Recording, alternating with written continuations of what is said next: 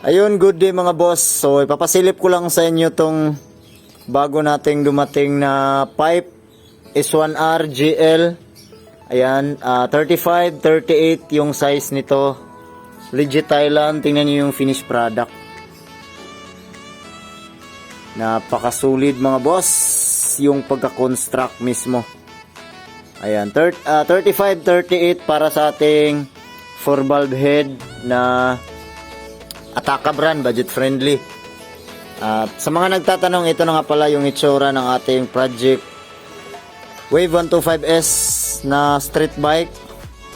Ito is 1R mga busing ko, share ko lang sa inyo. Napakasulit mga busing ko. Tingnan nyo yung finished product. Napakalinis ng paggagawa.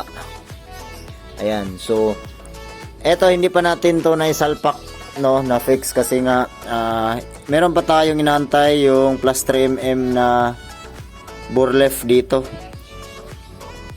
Ayan. At ito is pang ano lang to, pang 2 valve to. Itong Kiuyo. Kaya ito bumili tayo ng pang 4 valve talaga. Ang ganda nito, tingnan niyo yung finished product ko. Sobrang solid. Sa mga solid subscriber natin dyan, abangan nyo. Mamimigay tayo anong parts na gusto nyo. Sa mga solid subscriber natin dyan. Maraming salamat sa lahat ng mga sumusuporta at walang sawang nanonood sa ating mga video. Dahil sa inyo, umabot na tayo ng road 15,000 followers na tayo, subscriber tayo sa ating YouTube.